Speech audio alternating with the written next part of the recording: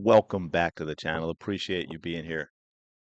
Do me a quick favor if you're enjoying the content, like, comment, subscribe. I know you know the drill by now, but it happens more often when I actually say it. But let's dig into this. I got another clip I want to play you from your friend and mine, Colin Cowherd. But although, of course, he phrases the question in a ridiculous way, he's actually asking a question here.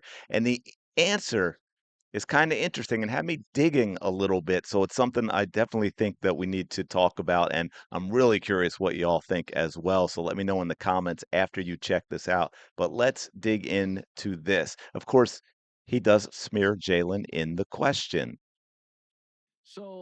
I saw where a reporter at ESPN, Jeremy Fowler, had a 12 source story on Jalen. Real quick, mostly Eagles tweets, if you are watching, confirmed, I knew I saw it somewhere, 12 sources, none, of course, who would put their name to the story smearing Jalen Hurts. Hurts. And the overriding theme was, he's patting the ball. He's not doing what the coaches want. He's reluctant to change. And part of me thinks, well, he's 5'11 and a half, 6 feet tall. There are things he may not see. You always hear that you got to coach what's available. Nick, certain coaches say, coach the player the way you want him to be, not necessarily what he is. You tell me with Jalen Hurts, when you see a story and people are like, it's hard to coach, reticent to change, kind of does his own things. He'll pat the ball. He drives the coaches crazy. Is what Jalen Hurts is really saying is, guys, I'm not comfortable with what you want me to be. I'm comfortable with what I am. All right, I got to address this before we get to the answer because there's a whole lot of nonsense in that. We know we've seen it a million times. We've seen it from Jalen saying certain things. The one I point to and the most obvious that's this year is the comments he made after that amazing second half comeback against the Rams when he said they let him out of his straight jacket. Jalen Hurts is comfortable under center. He has said it multiple times. He is comfortable doing more than throwing these damn 5 yard hitch routes when we send four receivers out to all run the same 5 yard hitch route and put no pressure. Do not test the defense in any way at all. We all know this is ridiculous. Again, he's making the assumption that this anonymous BS is 100% true. We all know the coach's son, Jalen Hurts, is very coachable. That is one of the probably the most ridiculous smear out of all this to try and say Jalen Hurts is not a coachable guy. Absolutely absurd. By the way, the locker room has voted him captain 5 years in a row. The NFL players have voted him in the top 100. I don't know if it was five. I don't think it was 5 years, but at least the last few years. So all of that is ridiculous on its face. But there is more. We're going to get into this. We're going to talk about some other ridiculousness they're bringing up. It's actually, as it hits me right now, a little bit could be because of Diana Rossini. There's a lot more going on with that too, believe it or not. Another video is going to have to drop on that. Well, I think Jalen Hurts is a really good quarterback, but the timing of that story that came out right after league meetings is when everybody's together, everybody's got cocktail hour together, and so the stories. I mean, it's what people are saying, and so I would say for Jalen Hurts, obviously he's a great quarterback, but there is some talk about questioning, I don't know, coachability, humility. And I think coachability and humility are two things that play really well in the locker room. Jalen Hurts is a well respected guy in the locker room. But ultimately, excellence on the field is what people are going to respect the most coaches and players.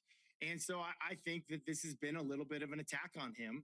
And if I'm him and I want to unite the locker room, I just give off that vibe of like, hey, I know I've accomplished so much in my career, but I'm still going to take kind of a more coachable approach. And then for wide receivers, when you have disgruntled wide receivers year after year after year, it's not great for a locker room. So I don't know. I'm a believer in the quarterback as a whole, but I do believe that when you have the wide receiver group feeling like they're not a part of it and they got to beg for success, it's a bad place to be as an offense. There's so much crap in this. Again, first of all, he is coachable. I just mentioned that he was team captain, and he's talking about the locker room being a problem. Before I get to the biggest thing that he just said, which is absolutely insane, and where I get to the whole Diana Rossini thing, I wanted to go back to Colin for a second because one thing I didn't add.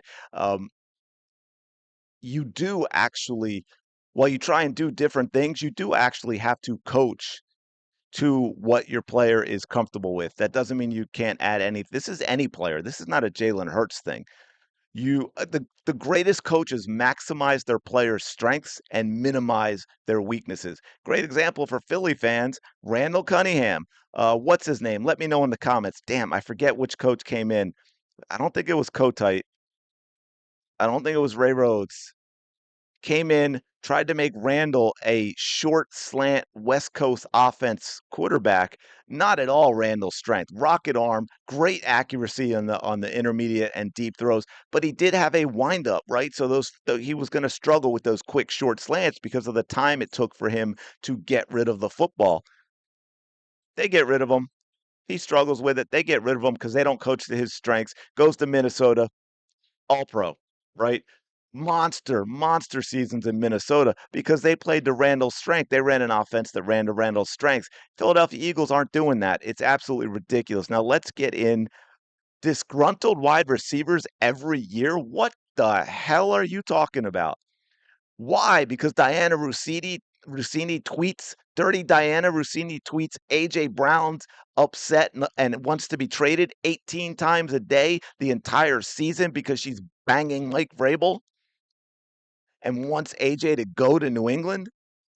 What disgruntled wide receivers? I mean, I'm not even including the fact that wide receiver is the most diva position in the entire NFL. All the top wide receivers are constantly unhappy because they want every single play to be a throw to them.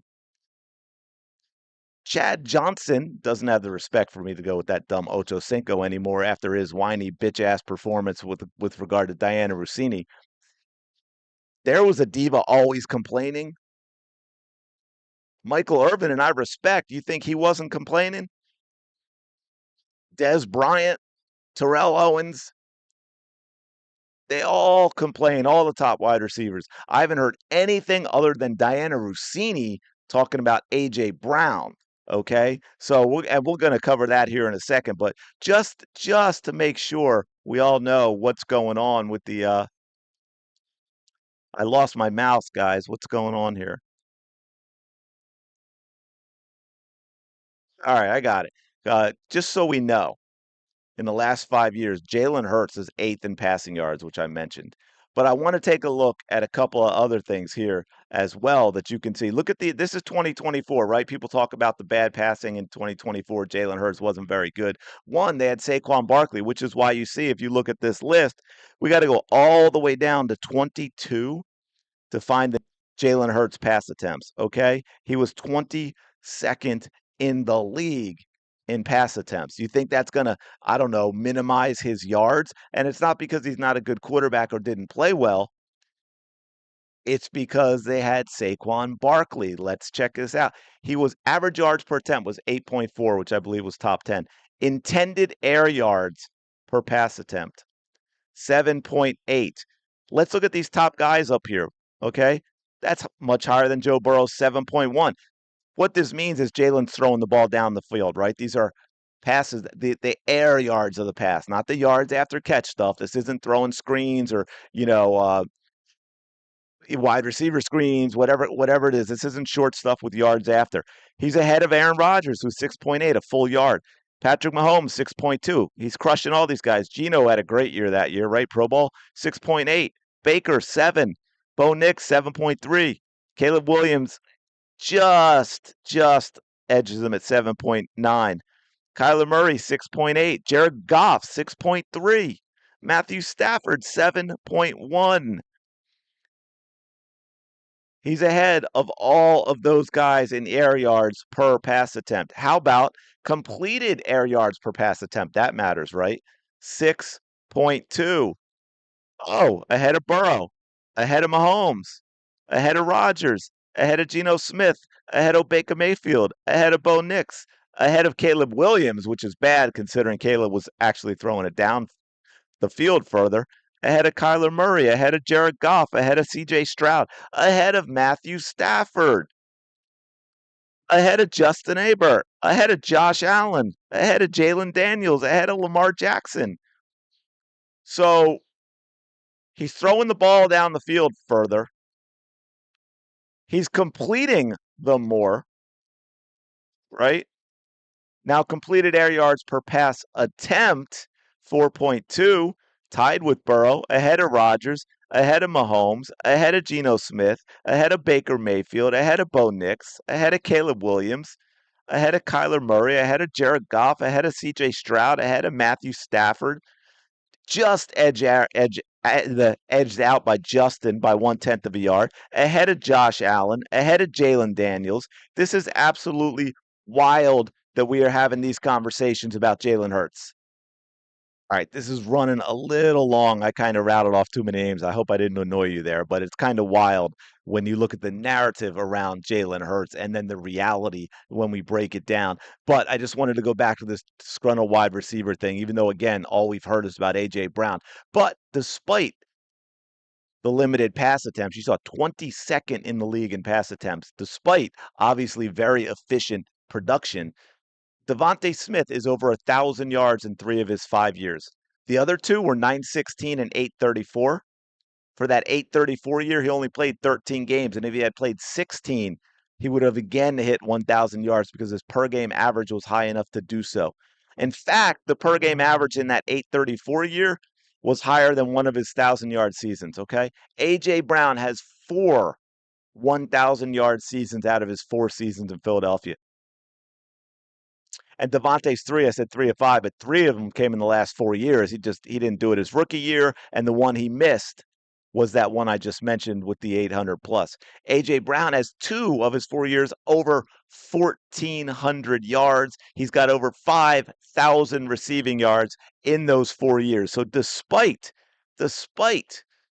although how few attempts they throw because of they use because of the rushing attack, wide receivers are putting up numbers. Those are 2 wide receivers numbers I was rattling off. So once again, pointing out the lies, but I wanted to do this one because the comments got me into digging into a few of these numbers that we hadn't even talked about that are very, very impressive when people talk about how Jalen doesn't throw the ball down the field. Absolute nonsense. Let me know your thoughts, y'all. Smash the like button, subscribe. You know the drill. I'll talk to you later.